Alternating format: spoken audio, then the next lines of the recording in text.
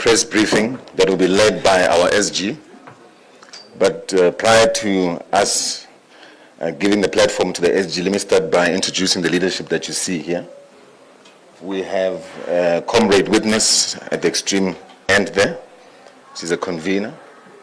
And then we have convener of Gauteng, yes. Then we have Comrade Luther Lebelo, who's also deployed from the National High Command, convener of Gauteng. And then we have our DSG, Umam Nombuso Mkhize. And then our SG, Floyd Shivambu. And our chairperson, Commander Nightingale. Without further ado, SG,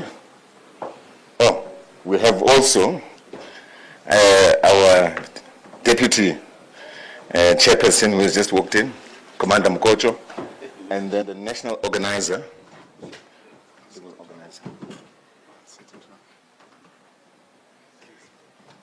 Maybe you can just move just slightly.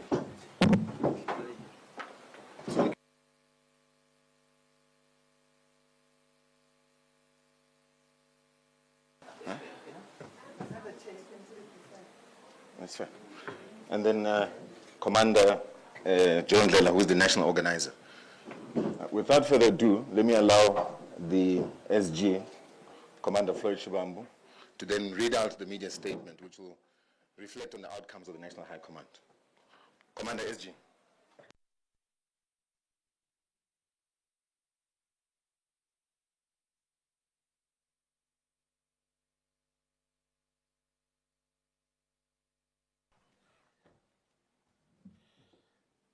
This microphone is a bit low. I need it higher than this. And I think we must have to negotiate how we accommodate the microphones plus this facility that I'm going to utilize here. Because it's important that I read from this institution. So let's negotiate the space together. Oh, you don't need SABC camera, the microphone. I think we must focus on what's important. Than that part. Yeah, I'm getting my audio anyway. Or you can get it, you're getting it directly. No, thank you very much, National Spokesperson Ntlamulo Ndlela. The leadership of Mkhonto Wesizwe that is here. We have got the Deputy National Chair, we have got the National Organizer, the National Chair, the DSG, we've got the convener of Gauteng and a member of the National High Command on the table. And we also want to extend our greetings to members of the media.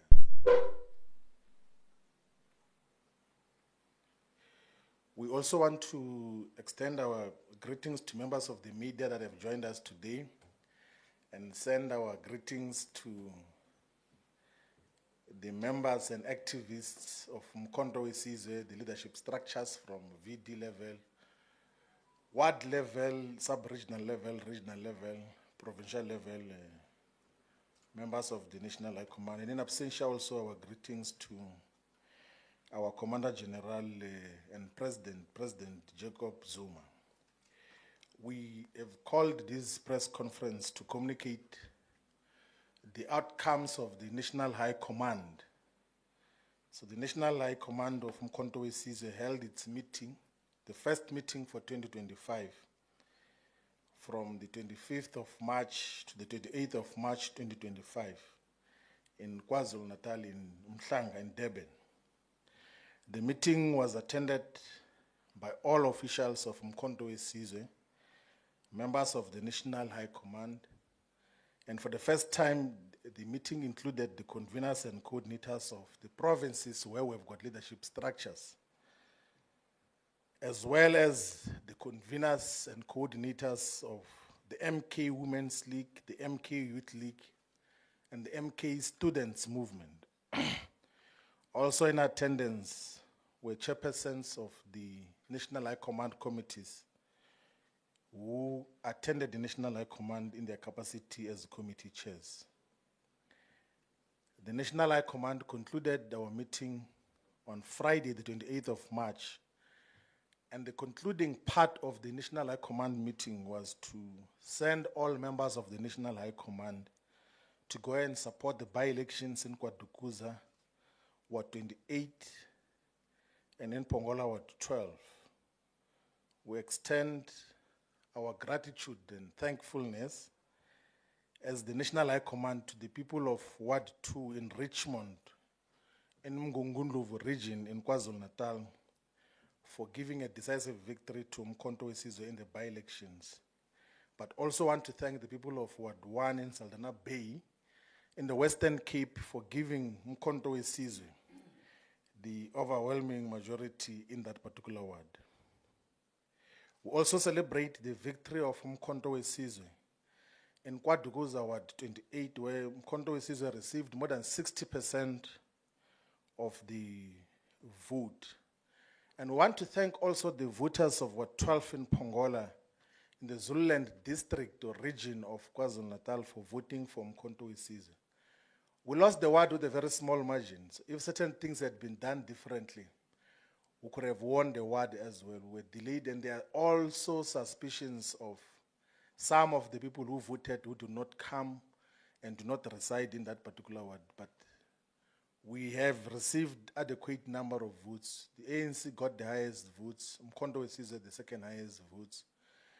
And the IFP, which used to lead the ward, got the third highest votes. The other parties did not contest. If they did not receive any numbers that require reporting about. The National High Command takes note of the fact that the year 2025 marks the 70th anniversary of the adoption of the Freedom Charter by the Congress of the People. The Freedom Charter remains one of the most important rallying points and strategic visions for all genuine liberation movements in South Africa. The Congress and mass democratic movements mobilize the entirety of South African society and the people of the African continent and the international community behind the vision of the Freedom Charter. The Freedom Charter shaped and continues to shape and influence the politics of South Africa. Historically, this includes the treason trial, the banning of political parties.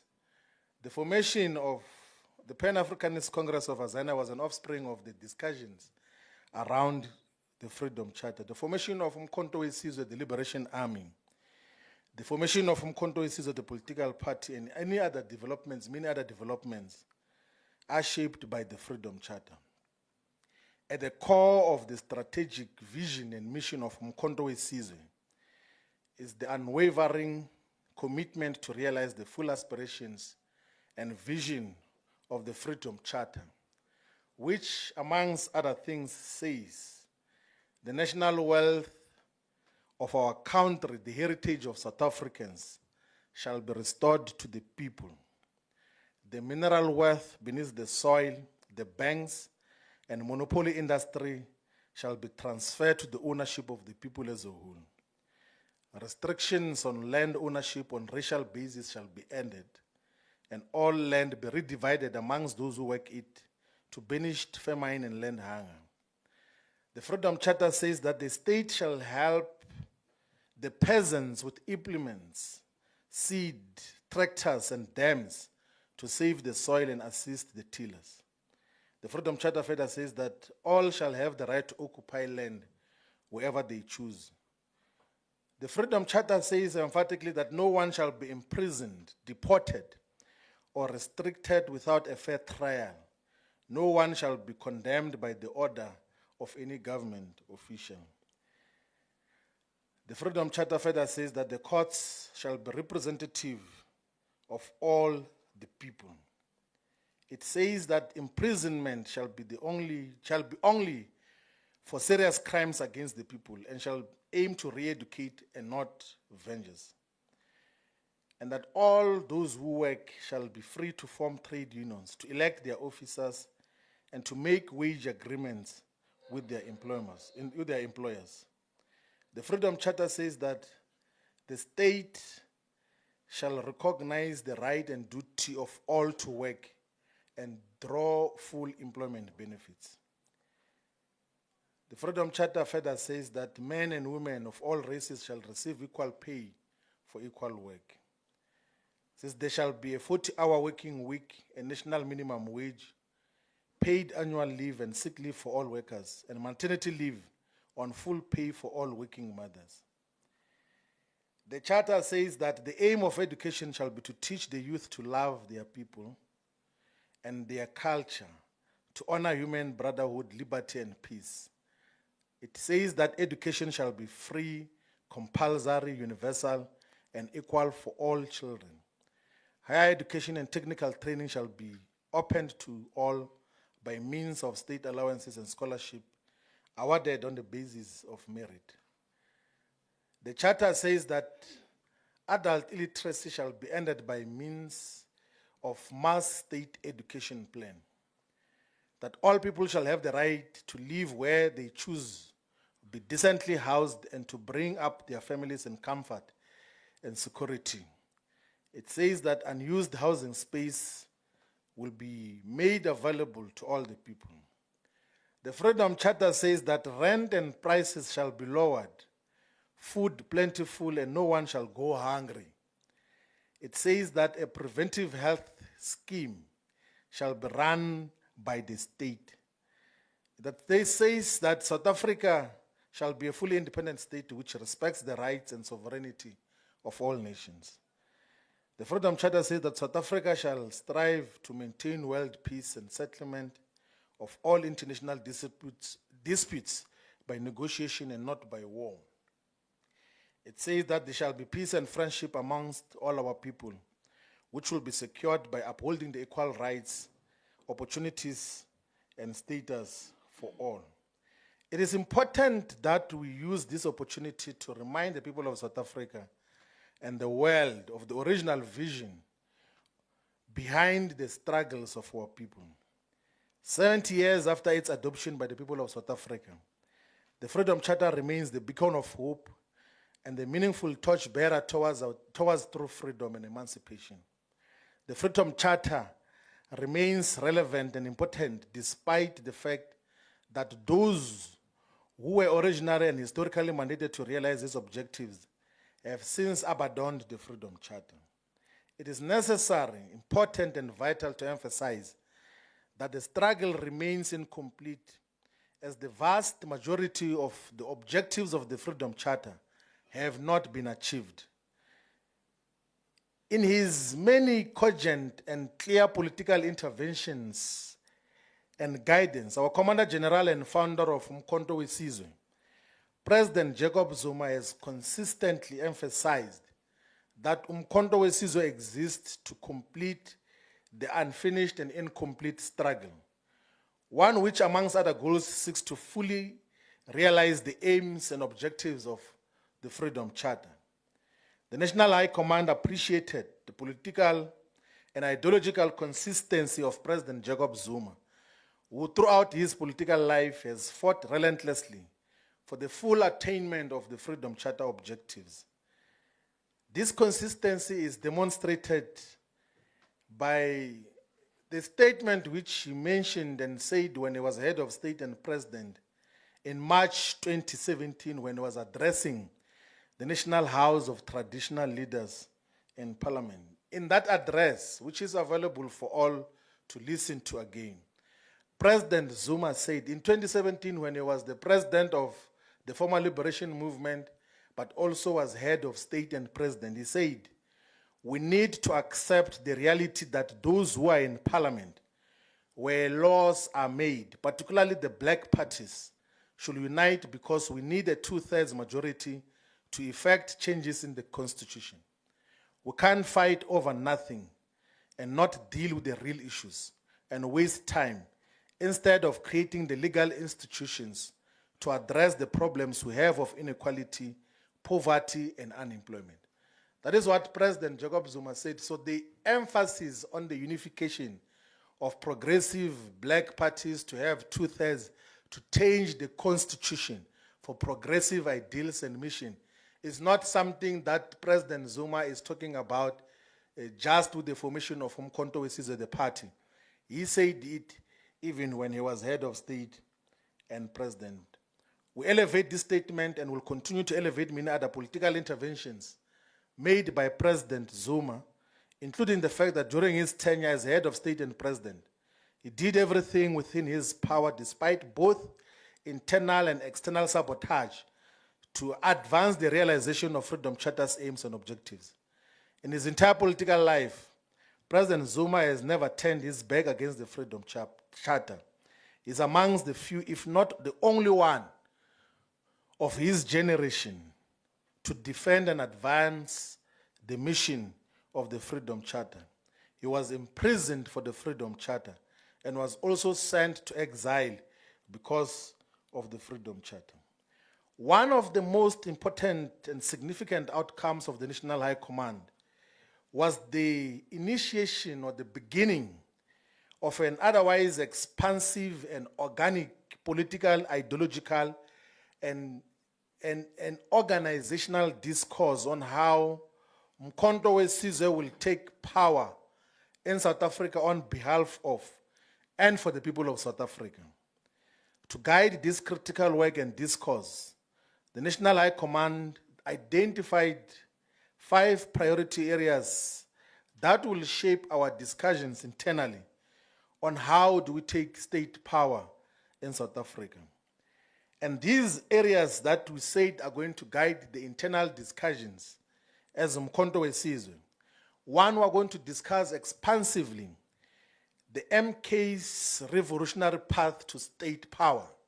So there's going to be thorough discussions as to how do we take power on behalf of and for the people of South Africa as Mkhonto weSizwe. 2, we're going to have expansive discussions on the domestic, strategic, and tactical alliances. Who are our friends in the pursuit of power for or on behalf of the people here in South Africa? The third component of that is who are our friends strategically and tactically at international level. Then the fourth component of these discussions is how do we finance the revolution. Then the fifth component of what we're going to be discussing as Mkhonto weSizwe is what then should become the character and conduct of an MK revolutionary. That is the discussion which is going to characterize the entire organization from VD level up until the National High Command. The National High Command discussed the terms of reference for each of the mentioned area of focus. These terms of reference will be expanded into comprehensive political positions of Mkhonto weSizwe. All structures of Mkhonto weSizwe at all levels are commanded to, at all given political moment, to discuss Mkhonto weSizwe's path to power and identify both strategic and tactical alliances at the levels where they operate. And they must also discuss how do we finance the revolution, but also what becomes the character and conduct of MK revolutionaries. So instead of discussing squabbles and petty issues that are not relevant, the directive is that there must not be a meeting of Mkhonto weSizwe that does not discuss MK's path to power. How do we take over power here in South Africa as Mkhonto weSizwe? And how and who becomes our friends domestically, globally, and how do we finance the revolution, but also what becomes the conduct of the agents of change, the revolutionaries who are at the forefront of Mkhonto weSizwe as leadership. Whilst appreciating the immediate task of building Mkhonto weSizwe as a formidable political party with functional structures at voting district level, at ward level, at sub-regional level, regional level, provincial level, and national level, Mkhonto weSizwe National High Command also resolved that we should build Mkhonto weSizwe as a leader of a revolutionary total emancipation movement. So we're going to lead a movement. There's a difference between a political party and a political movement. And now as a movement, Mkhonto weSizwe will associate with and lead the following components: a national women's organization, which is the MK Women's League, a youth organization, the MK Youth League, the MK Students Wing, which is the MK Students Movement, We're going to associate with aligned workers' unions in all the sectors. We're going to align and associate in a properly defined political way with civic organizations that should exist in all communities. We're going to, of course, strengthen and have clear relationship that is defined with the ex-combatants and military wing of Mkhonto weSizwe. We're going to also associate with and also found an organization for traditional leadership in South Africa. So there will be an organization which is going to be founded. The process will be led by the national chairperson of all traditional leadership institutions in South Africa. We're going to now finalize the process, which is almost at the tail end of interfaith or interreligious movement. We've got Mkhonto weSizwe interreligious movement, which is comprised of all faith-based organizations and individuals who are going to mobilize behind Mkhonto weSizwe. We're going to associate with sympathetic, messianic and mega churches and religious institutions and other religious institutions. We're also going to associate with sympathetic civil society formations that are going to be in the broader umbrella of building a total emancipation movement under the leadership of Mkhonto weSizwe.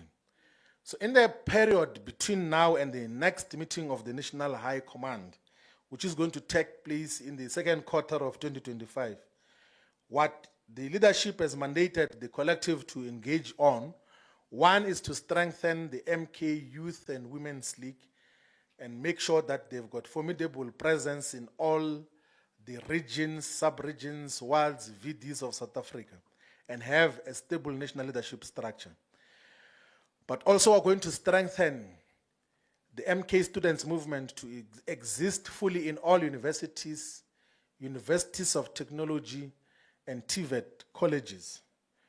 We're also going to finalize the appointment of the leadership structure of the MK interreligious movement, which is fully established with its own constitution, with its own values, its own principles.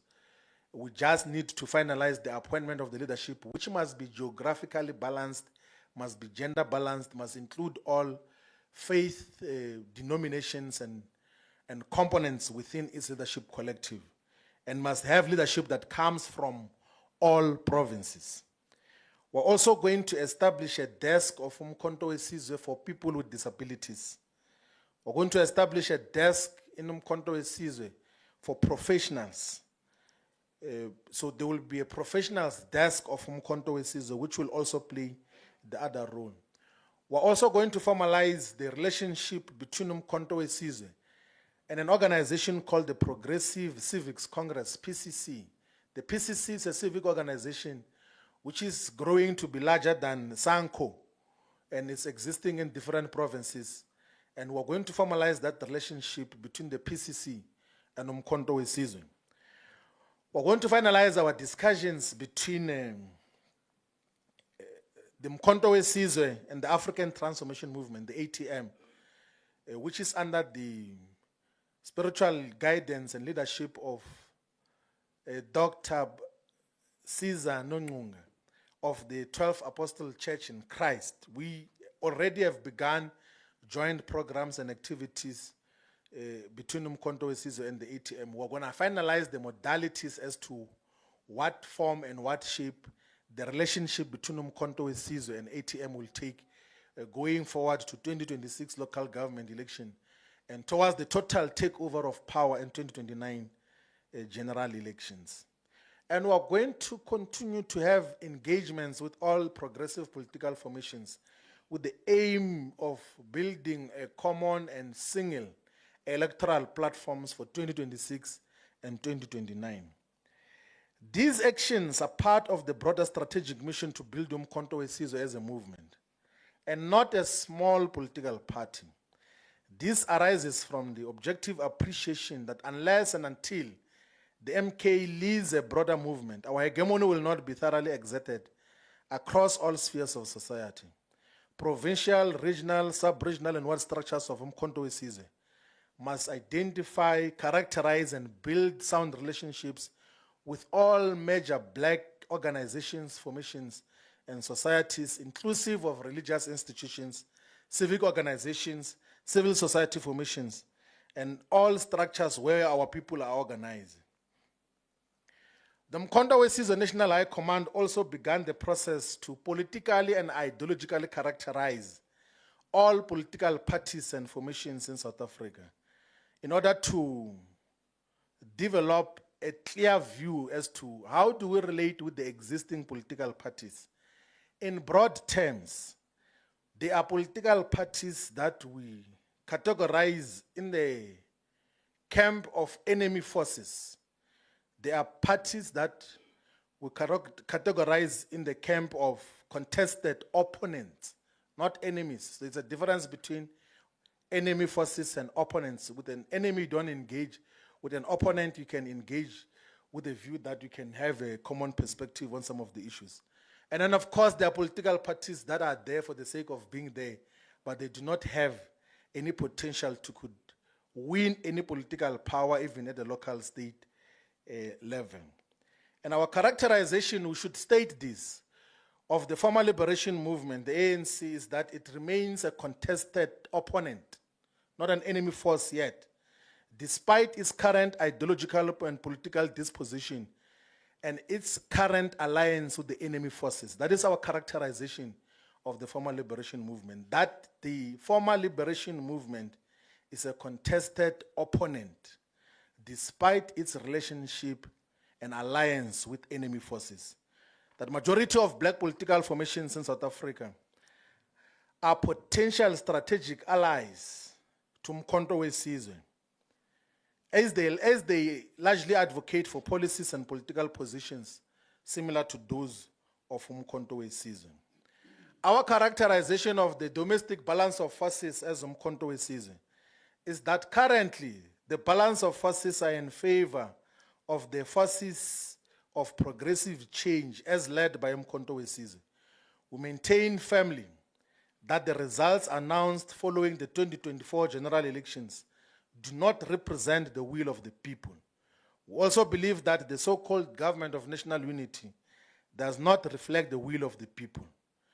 These logical observations, alongside empirical evidence at our disposal, continue to inspire and guide our legal challenge to the announced election results, which we believe do not reflect the true democratic choice of the people. And for that function, we are going to take the challenge of the 2024 election results to even international courts if the domestic courts are not going to thoroughly and fairly deal with that. We believe that Mkhonto Wesizwe is in a pole position to lead and unite all progressive forces into common political program aimed at achieving total liberation and emancipation. Guided our principles of unity, Ubuntu, Pan-Africanism, honesty and respect, the MK is confident that it will forge the necessary strategic and tactical alliances to safeguard our revolutionary and popular path to state power. In terms of the regional and continental relations, the National High Command is resolved to deepen our engagement with the revolutionary movements and governments across the African continent, including the Polisario Front,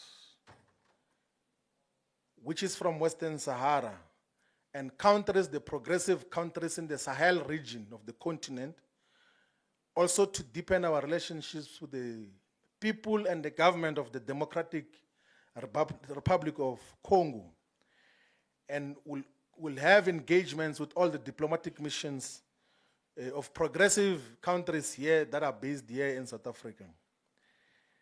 In relation to the ongoing stalemate between Western Sahara and the Kingdom of Morocco, Mkhonto Wesizwe will play an active role in seeking and mediating a permanent solution between Western Sahara and Morocco. In this regard, the Mkhonto Wesizwe will engage with the Polisario Front and also engage openly with the Kingdom of Morocco to seek a permanent and lasting solution to the current impasse.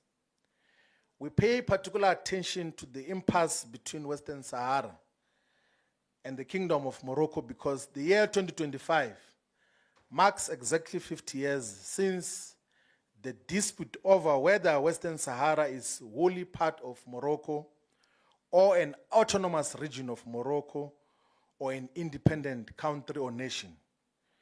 President Jacob Zuma and the MK leadership will engage with all the parties involved, will also engage and visit the Kingdom of Morocco to engage with all the parties involved with the aim of bringing the permanent stability and solution to that particular region.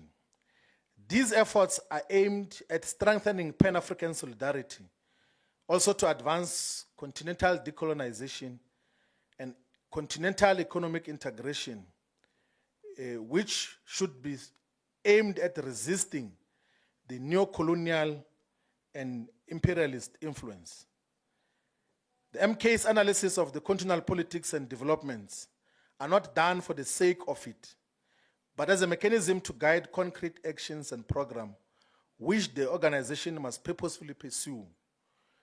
The International Relations Committee of Umkhonto weSizwe will establish focus groups which will pay detailed attention to all regions of the African continent and constantly guide the leadership on the developments in the continent. So we will have a team in Umkhonto weSizwe which will have a direct focus on what is happening in North Africa, in Central Africa, in West Africa, in East Africa, in Southern Africa, in each and every country, so that we are fully aware. But also we'll have a dedicated team which is going to focus on our friends from the East in terms of what are the developments, but also are going to have a dedicated focus on all the political developments in the West, because those countries even have got dedicated focus on what is happening in our own country. So we must pay attention as to what is happening in those particular countries. The National High Command congratulates the republics of Ghana and Namibia for holding successful elections and undergoing peaceful transitions of power. We celebrate the election of President Dramani Mahama as the President of Ghana, who was elected on the 7th of December 2024 and inaugurated on the 7th of January 2025. And we believe that his election will break Ghana from the chains of neocolonialism and puppetry that defined the country of Ghana under his predecessor, Nana Akufo-Addo. By all measures and standards, Nana Akufo-Addo was a colonial stooge who reversed and looked down on the spirit of Pan-Africanism as promoted by the first president of Ghana, Kwame Nkrumah. The National High Command specifically celebrates the fact that the Republic of Namibia elected its first female president, President Netumbo Nandi Ndaitwah, Comrade Triple N. The National High Command also celebrates that the Speaker of Namibia's parliament, Sarah Kungongelwa, is also female. The Deputy President of the Republic of Namibia, Lucia Witbooi, is also female. The Minister of Finance in Namibia, Erika Chafuda, is also female. And the overall composition of the National Executive in the Republic of Namibia has got one of the most balanced and representative cabinets in terms of female participation and representation. This represents a decisive shift in the politics of the African continent and the world, which are disproportionately dominated and controlled by males. We also appreciate the fact that the leadership of Namibia is anti-imperialist and pan-Africanist in character, which is a good development in terms of the politics of the Republic of Namibia. In our celebration of the democratically elected presidents and heads of state, we as Umkhonto weSizwe unequivocally associate with the revolutionary overthrow of puppet neo-colonial regimes and governments, particularly in the Sahel region of the African continent. We associate with and support the overthrow of neo-colonial governments in the African continent. The revolutionary overthrow of governments in Mali, Niger, Burkina Faso, and Gabon is fully embraced, and the leadership is encouraged in those countries to introduce reforms and radical changes that will break those countries from neocolonialism and imperialism. Mkhonto weSizwe will openly and decisively associate with Mali's Assimi Goita, Niger's Abdurrahmane Tiani, Burkina Faso's Ibrahim Captain Traoré, and Gabon's Brice Oligui Nguema.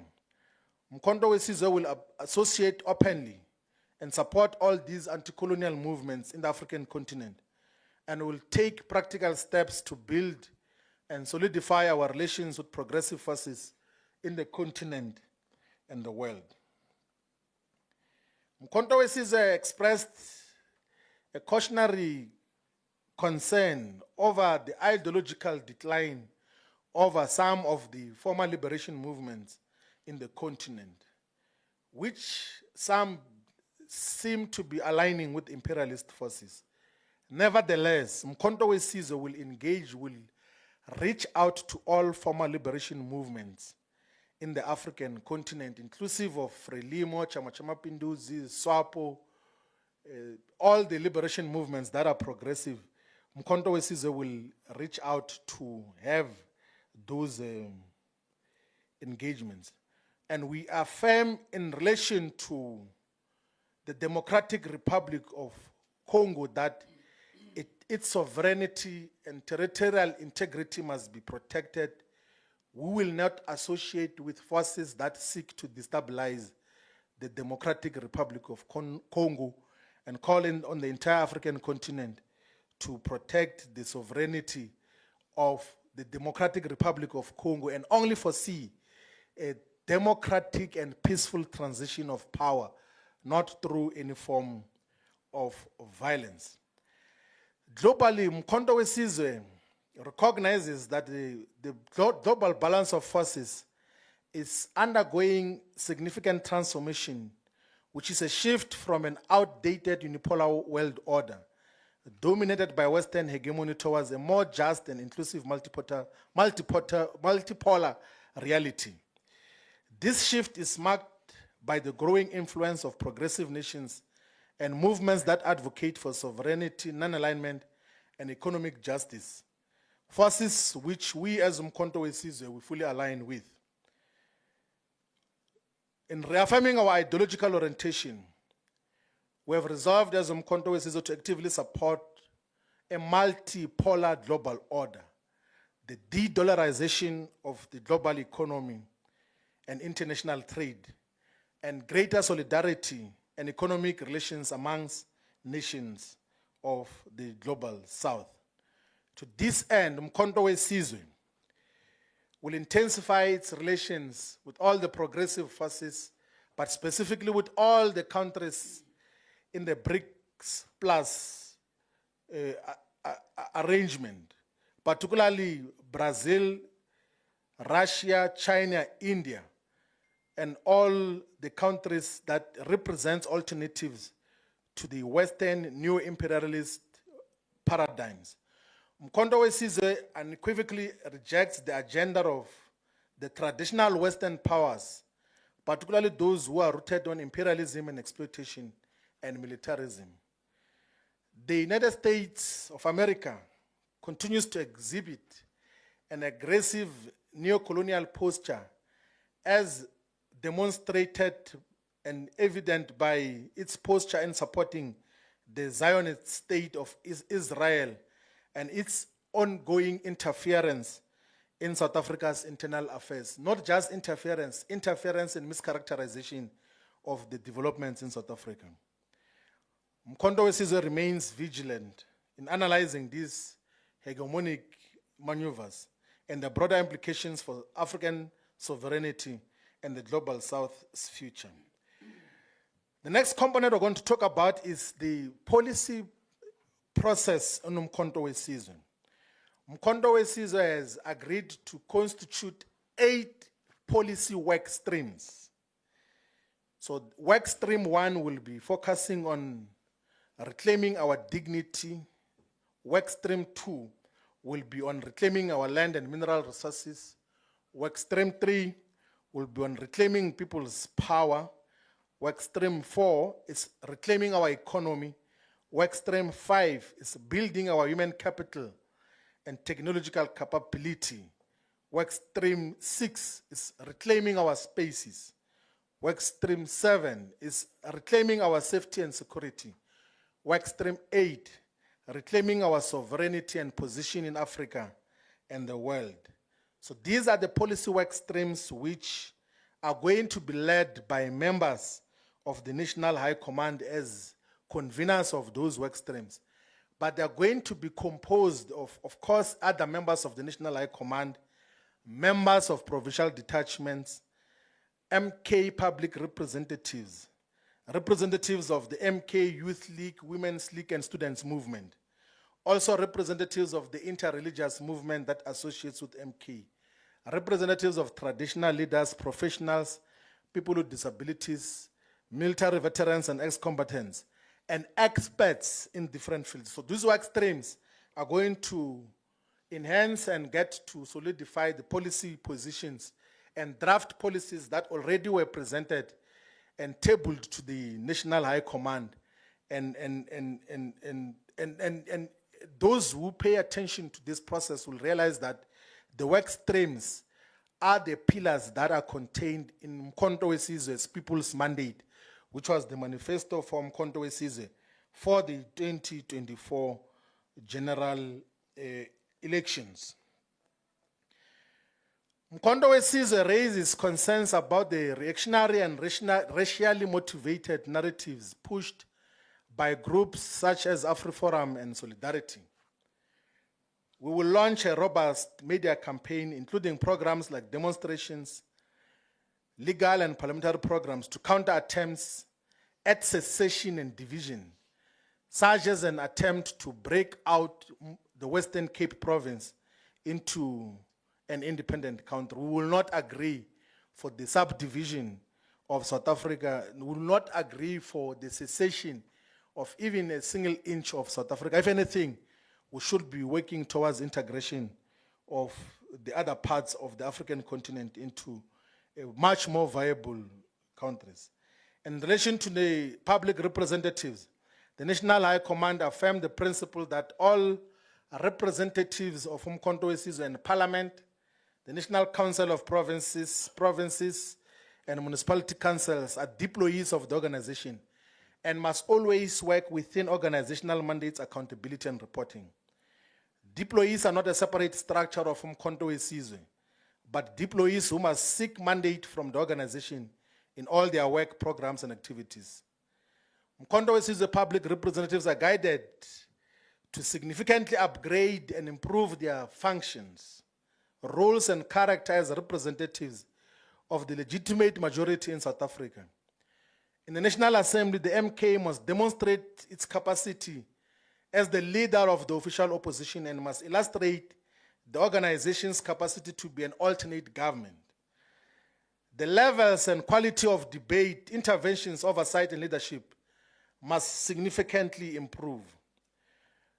And because Mkhonto weSizwe is slowly but surely gaining momentum in the local government sphere and space, we have also resolved as the National High Command to establish a dedicated local government desk which will give strategic support to all our councillors and begin the work of preparing the organization for efficient and effective leadership of municipalities from 2026 onwards. The MK will outrightly win majority of municipalities in the 2026 local government elections, and the local government desk will start with work of preparing the ground towards that inevitable reality.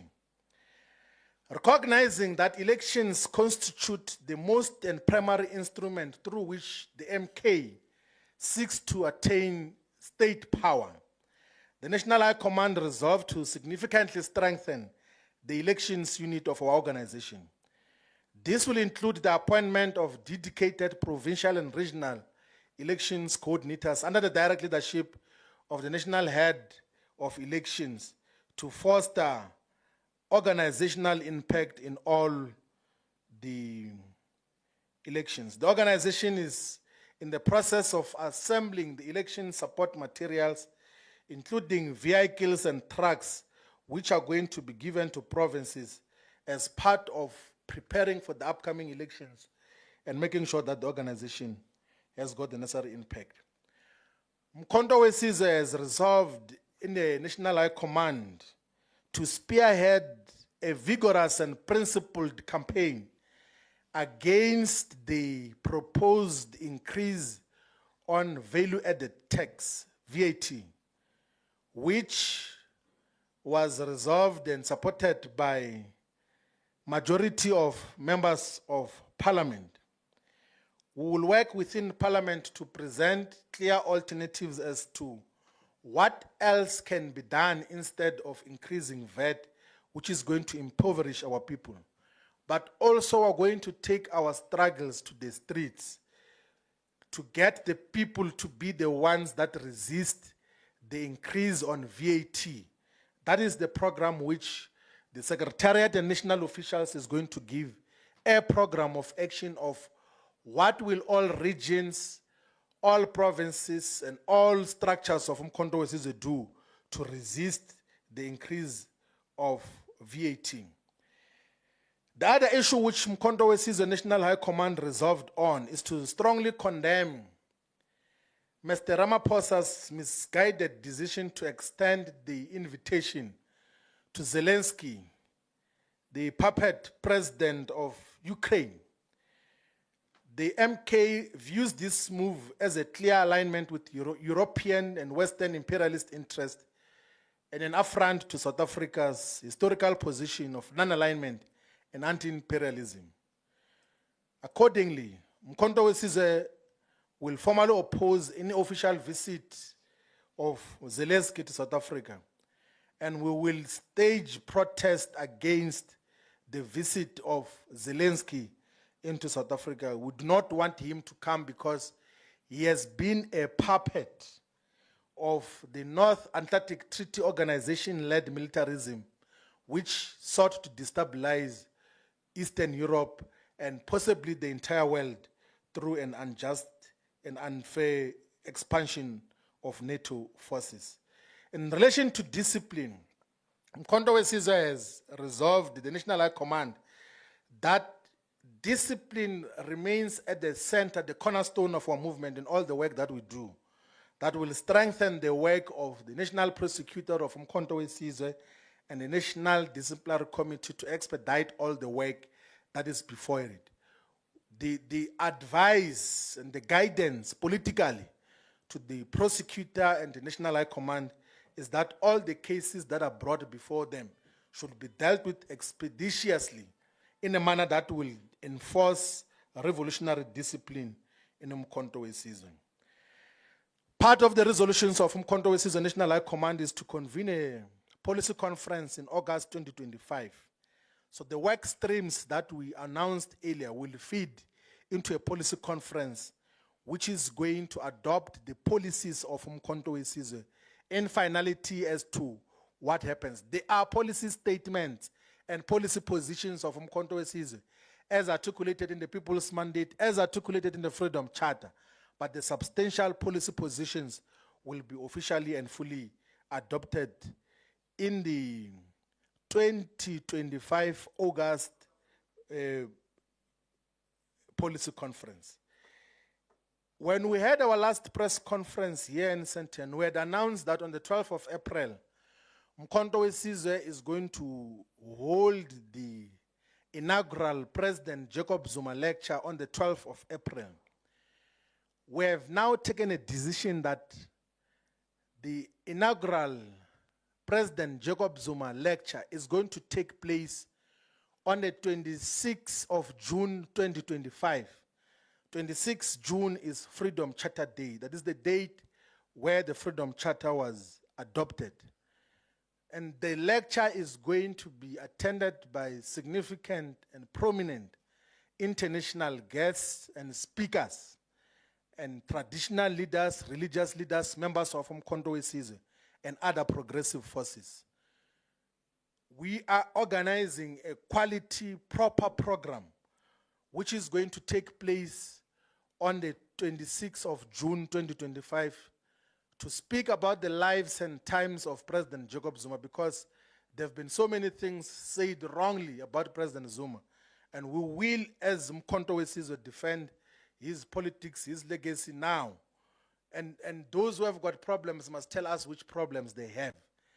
But on the 12th of April, we have directed that all provinces should have their own programs to talk about the lives and times of President Jacob Zuma, his politics, because he's our president, he's our leader.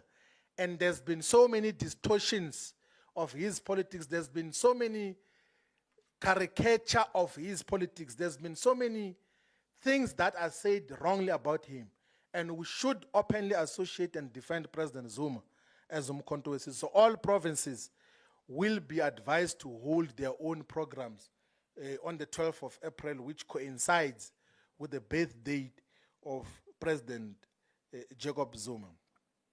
The last issue which the National High Command resolved on was to instruct the Secretariat and the national officials and the deployees of Mkhonto Wesizwe to provinces to expedite the process of appointment of all the remaining provincial detachments, but also the regional detachments of the regions that do not have regional leadership.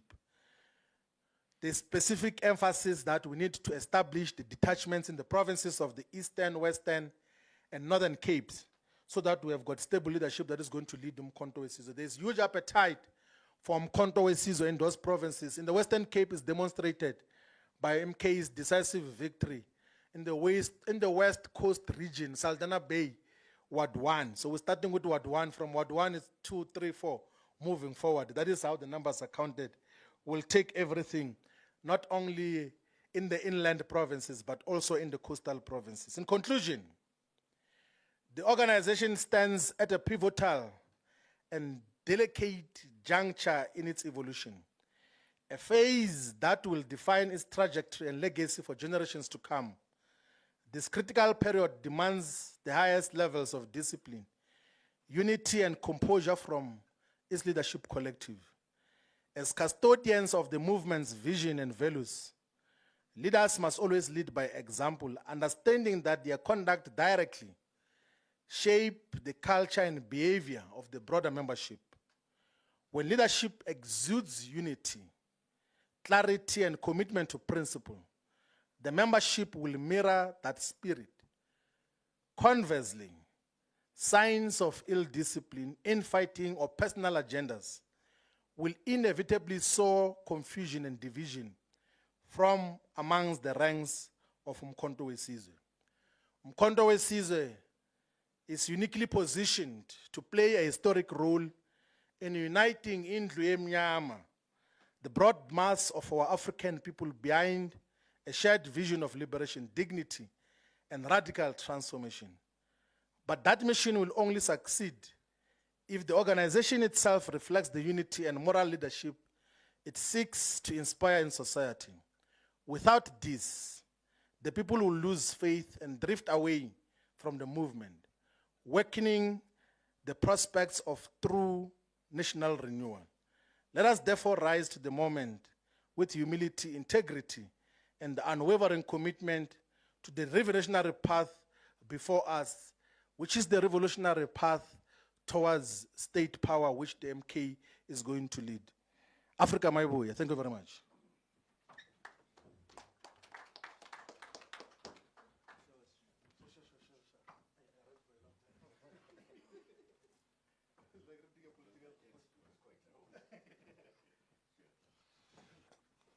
No, thank you, SG, for a very comprehensive, informative media statement. We've come to the point we will get, by show of hands, the members of the media to ask questions to the leadership. I know we have a roaming mic, and could you please, when you want to ask a question, state your name as well as the organization that you represent. Thanks. By a show of hands, we'll start here. Then we'll go 2, 3, 4. We'll take 5. So there's 4 so far. Okay, let's start over here.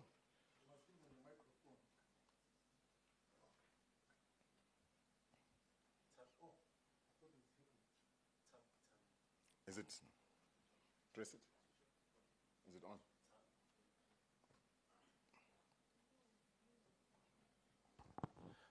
Good afternoon, everyone. Tabi Sokoba from Eyewitness News. My question is for the SG. SG, when you said you were characterizing political parties, I think you characterized the ANC, you characterized ATM, and I think the characterization for MK when it comes to DA and FF plus, I think we know what it is. I just want to know maybe how does the MK party characterize the EFF? My second question is around Thabiso Molefe. I just want to know, Thabiso Molefe, the Rustenburg ward councillor, I just want to know what is the situation with him? Has he resigned as a ward councillor? Was he charged by the MK party for ill discipline? Thank you. Okay. Second question.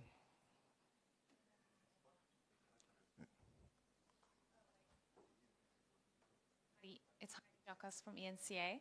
It's working. It's working. Thanks.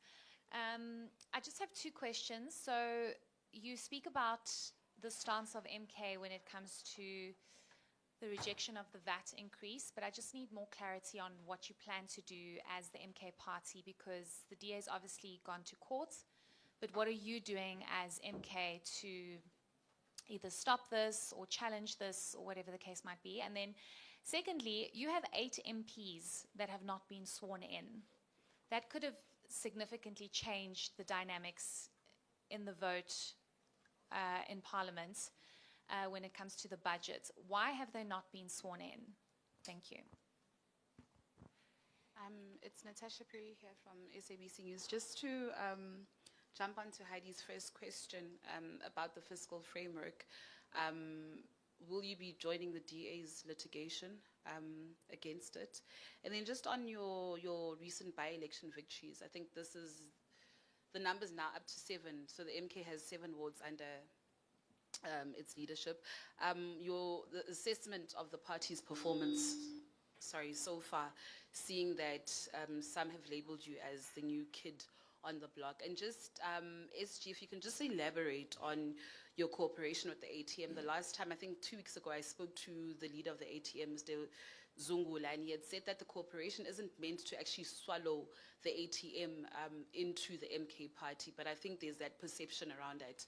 Can you just please clarify it? On international matters, you've touched on this, but would you say that the tariff hikes imposed on South Africa perhaps demonstrate a political statement on South Africa's foreign policy decisions?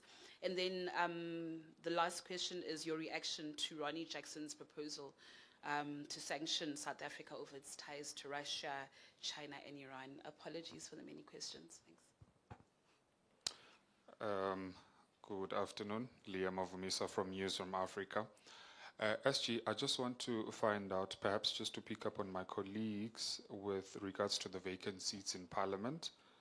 Would you concede that those vacant seats rather would have made a significant difference in the VAT budget, the VAT increase in the budget vote that was recently had? So would you concede that had you had those seats filled, that would have made a significant difference? Because I understand the Chief Whip in Parliament, your Chief Whip in Parliament, did attribute in, I think it was social media on X, that there was a problem with electoral law which did not permit those seats to be filled in Parliament currently, and that can only be happening in June.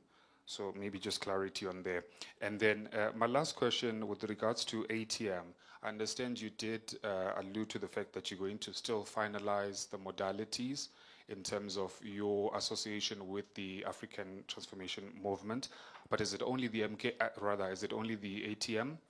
Or do you have any other political parties which you are going to be associating with leading up to the 2026 local elections? Thank you. I think that was the last one.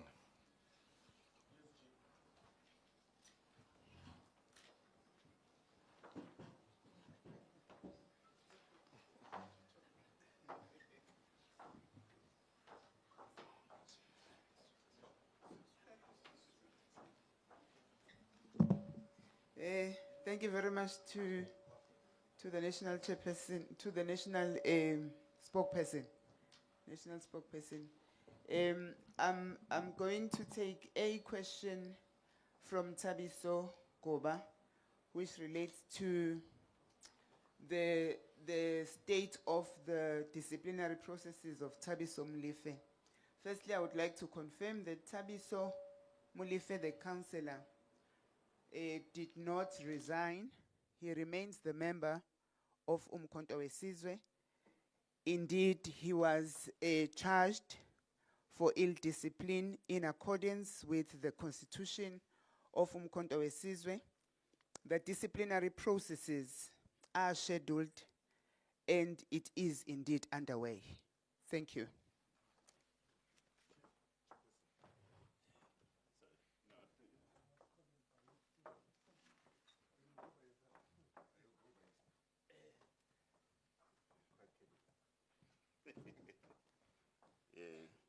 No, thank you very much. Thank you very much. There was a question about the characterization of the EFF. I suspect it's from the Eyewitness News. Now, EFF, we don't view it as an enemy.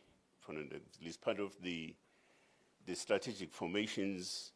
So when we say, for instance, that ourselves as MK, we stand for the unity amongst African and black parties, in that definition, we also include the EFF.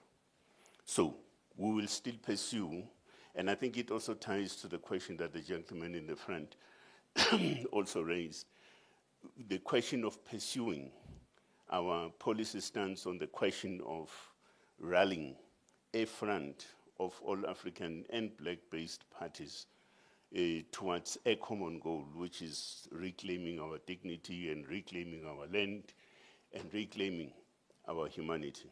So that's our stance with regards to the EFF. The question is also raised on the question of the VAT increase. I think it's the lady in blue. Now, on that question, you see, the fate of our people is in their hands. It's not in the hands of the courts. Our fate as ordinary people on the ground is in our hands. Now, and that's why we emphasize the question of mass mobilization, for an example, on the ground in the fight against value-added tax increase. So are we going to join the DA? No, we won't. Our stance is quite clear on that question, sorry. Maybe also because you asked something about the tariff hikes, you said something about it.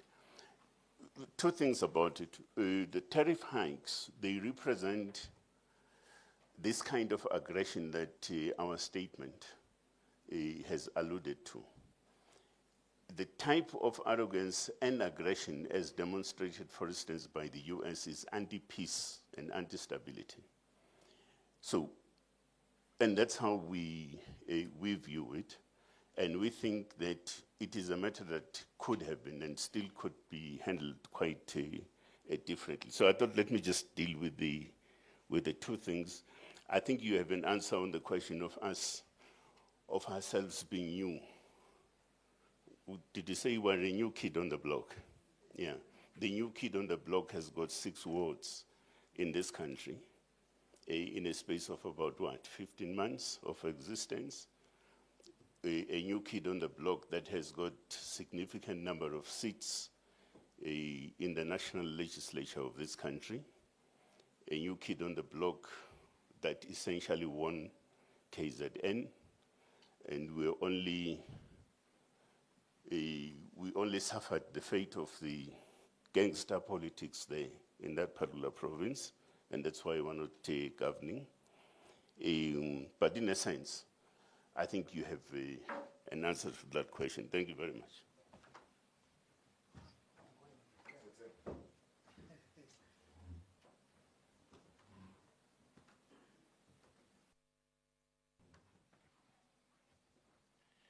No, thank you very much.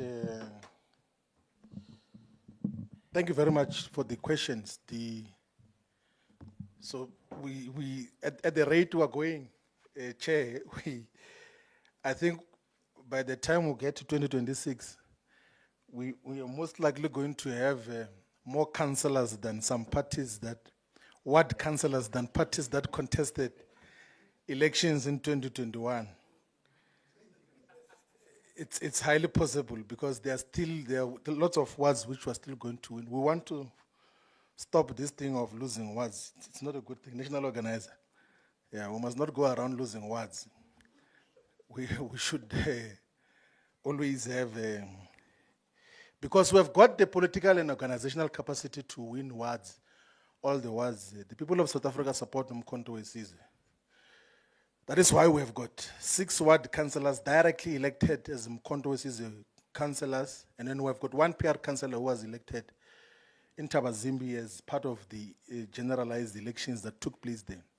But we have got multiple other councillors who joined Mkhonto Wesizwe as independent councillors, and those who joined from smaller political parties that got to integrate into Mkhonto Wesizwe. We are doing a thorough audit of that. Part of the immediate task of the local government desk will be to collate the exact number of councillors that are members of Mkhonto Wesizwe, because we've got a substantial number. I know in Machabeng, in the Dweleputswa region, in the Free State, actually the councillor is even a deputy convener or deputy organizer of the province. I know in Utukela, I know in a variety of other municipalities, we've got councillors. I know in Collins Chabane municipality, we've got a ward councillor who is an independent councillor but is a member of Mkhonto Wesizwe. So there's a lot of councillors who are within Mkhonto Wesizwe. That is why highest possibilities that by the time and we are not counting those who are councillors but are still serving in other political parties. We're talking those who openly associate with Mkhonto Wesizwe. We've got a substantial number as Mkhonto Wesizwe. Now, the manner in which the parliamentary list process operates, we explained it in the press conference that took place in the city center in Marshalltown. That when you submit an original list of members of parliament, you are only allowed to supplement and amend it once in the first year of constituting the National Assembly. So that is as per a schedule in the Electoral Act. So Mkhonto Wesizwe has exhausted the period within which it can supplement the list to the National Assembly in the given period. Even if we wanted to, we actually had written to the Speaker to say, please allow us to fill the vacancies that occurred.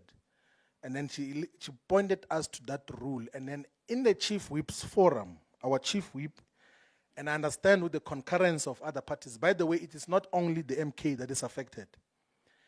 There are other parties that have not yet filled the vacancies because they've also exhausted that space. And there was agreement in the Chief Whip's forum that that law is not fair on political parties to have vacancies that last for a very long time.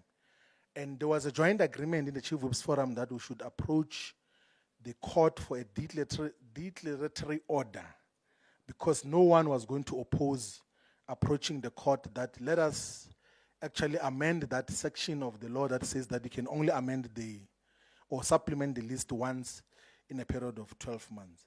So as the rules stands and as the Constitution and the Electoral Act stands, we can only supplement the list after the 29th of May, because the elections took place on the 29th of May 2024. And then we will be able to constitute and then fill the 8 vacancies that exist in the National Assembly. We already have submitted the names of the comrades and we have informed them, those who are going to supplement the list of Mkhonto Wesizwe in the National Assembly. So there was no negligence on our part as Mkhonto Wesizwe as it came to voting on the VAT dynamic fiscal framework and proposal. We went full force. We opposed the proposals in the committee. The ANC tried to speak to our public representatives in parliament. They even tried to reach out to the leadership. We told them that we will never agree to a fiscal framework that seeks to increase value-added tax as part of the revenue proposals. And that is our position. But also what we told them in no equivocal terms, we said clearly that we will never support a budget of a so-called GNU. Why would we support a budget to give to John Steenhuisen to deal with land issues? We'll never do that.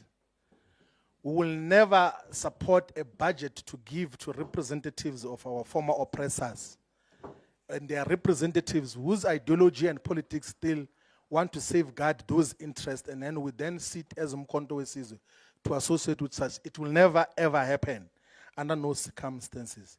But as MK, we have got very comprehensive alternatives as to how do we get to get different revenue streams for the state to sustain its obligations on a constant basis. That we have much more clearly. I think the chair, chair, I don't know if you have dealt with this much more clearly, that we have had, in the statement that we issued after our bilateral with the African Transformation Movement, said that the Secretaries General are going to meet to deal with the modalities. So we don't want to second guess now what will be the outcome of those modalities. But we are going to have those discussions with the ATM. But there's a principal agreement that so votandawonye. That is the principal approach that we're taking. That moving forward, we're going to work together as Mkhonto Wesizwe and the African Transformation Movement, so that we do not unnecessarily, because there's nothing that distinguishes ourselves as Indlu Emnyama. Now, the other question is, I think the national chair has dealt with the question about how do you characterize the economic freedom fighters. I think that there was a mistaken characterization by the EFF. The one said MK is enemy number 1. We realized it was a mistake characterization. It's not possible for, just by the nature of your constituencies and the people and the interests and the politics that you represent, no matter how subjectivity overwhelms you, there are certain characterizations that cannot be true. No matter how you think of certain individuals in terms of their politics and posture, you have to be able to distinguish as a revolutionary between opponents, between potential strategic allies, and enemy forces. Despite the fact, like we know as Mkhonto Wesizwe that the ANC is largely in the hands of enemy forces now in terms of its ideological disposition. That is why they've got no problem associating with the enemy forces and forming a government with them, and giving them strategic departments of basic education, of land. But we despite the fact that we know that they are in bed with enemy forces, we didn't characterize the African National Congress as an enemy force. We said it's a contested opponent. And I would think that this is the characterization that should occur in all political parties and must happen at a much more matured political and ideological way, which is not guided by subjectivity and overwhelmed by personal dispositions and wrong view. Because if you allow that to overwhelm you, you will mischaracterize the juncture which we are in And then you will therefore mischaracterize just what is to be done by common action of all the progressive forces. Now, the United States of America has increased tariffs, not only for South Africa, but for almost all countries in the world. And what Mr. Trump is doing is saying he calls those reciprocal tariffs, that is retaliatory tariffs, like he's doing those tariffs in retaliation, that if you have been charging the American economy certain tariffs to gain access to your market, you are going to be charged for you to gain access to the American market. So South Africa is particularly affected because from the year 2000, South Africa was beneficiary of the African Growth and Opportunities Act, which was a legislation in the American Congress or Parliament to allow countries in sub-Saharan Africa to take goods and products into the American market without paying any tariffs, without paying any taxes as on when those goods entered the American market.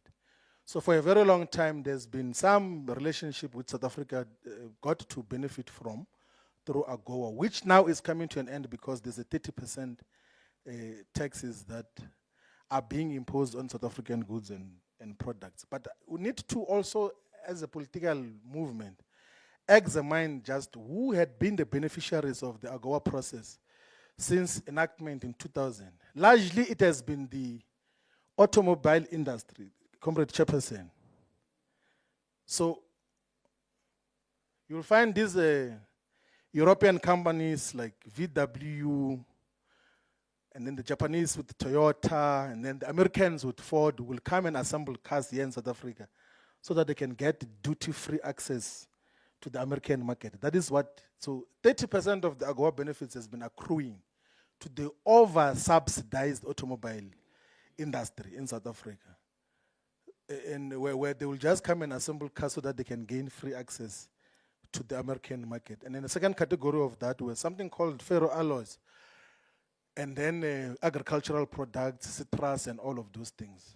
So we said it before that in the process of hyper-nationalism and trying to appear relevant, Elon Musk is going to affect his people because the people who are benefiting from access to the American market is in the commercial agriculture, and the commercial agriculture in South Africa is 99% white and mostly Afrikaners. They are the first victims. We can't say, no, what about workers? Farm workers are treated like slaves. They're not benefiting anything. There's no farm worker who is benefiting anything from the farms that they're working in. They're treated like slaves.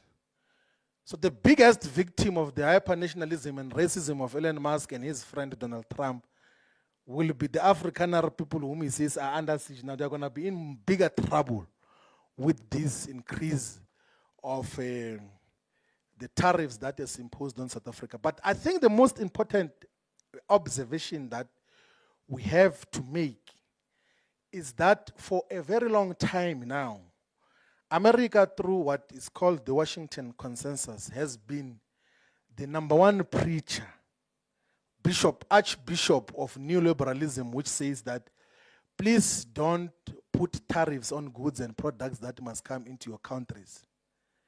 Now, because there's a shift in the global balance of power, with China rising with proper manufacturing capacity and producing meaningful goods and products, the Americans are the ones who are turning around to opt for what they call protectionism, of protecting their market against imports from other parts of the world. So it means the Washington Consensus is coming to an end or is collapsing. American imperialism and neoliberalism is beginning to come to an end. There is, however, foolishness in the manner in which it's being handled, because it's just blanket increase of tariffs even on things which America cannot domestically produce. I mean, how do you increase tariffs on fruits and nuts which you cannot grow in your own country? What that will have is just inflationary consequences on the American population, where those will just become more expensive and you cannot alternatively produce them. But as an instrument of industrialization, that is what it's trying to do, with the hope that Americans are going to domestically produce their own goods and services.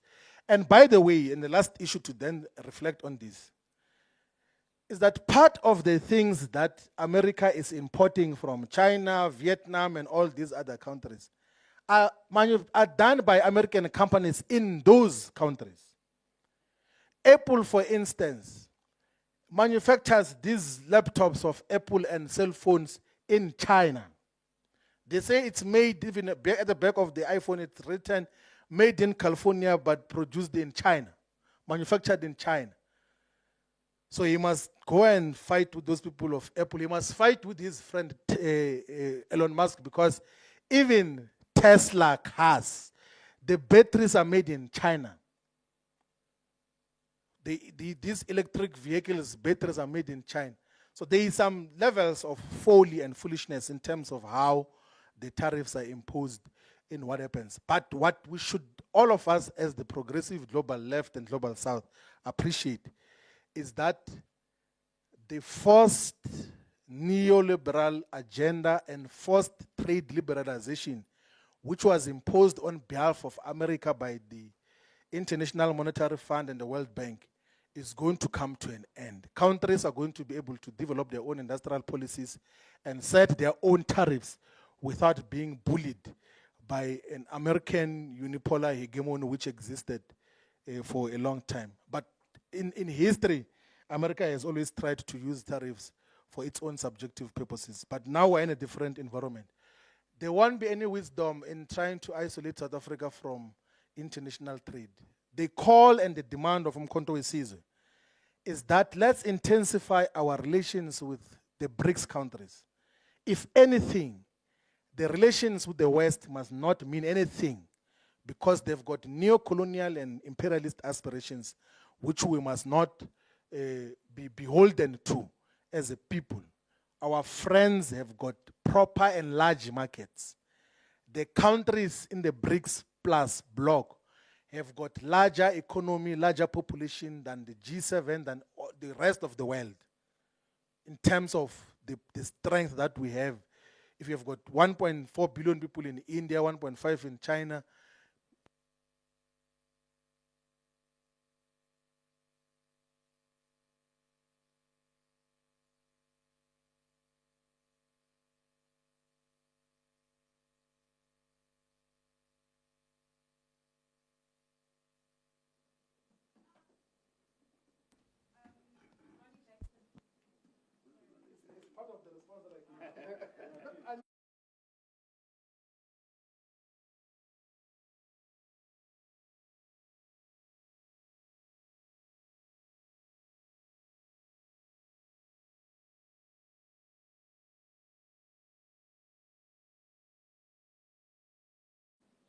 South Africa should never waver in its own foreign policy positions and posture of anti-imperialism, of resisting the aggressive character of Israel in Palestine, all of those, of its historical, meaningful association with the Russian Federation, with all the progressive countries, the People's Republic of China. There can't be any threat.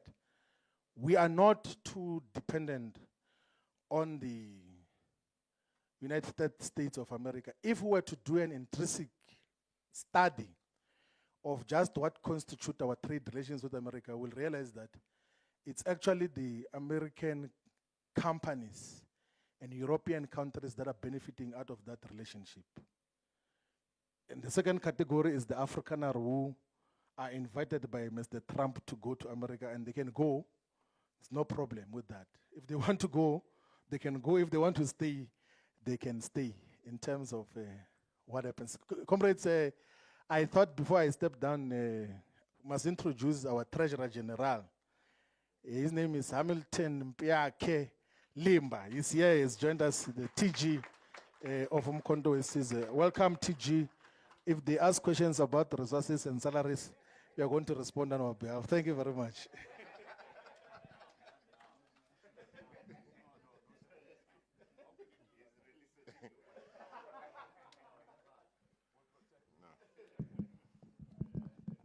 I think we're done. Thank you, SG, for that comprehensive response. I think if you had to go any further, I would have to charge them now. I think we're done, unless there's any other questions. We're done. Thank you very much. We appreciate your presence. Drive home safe. Thanks.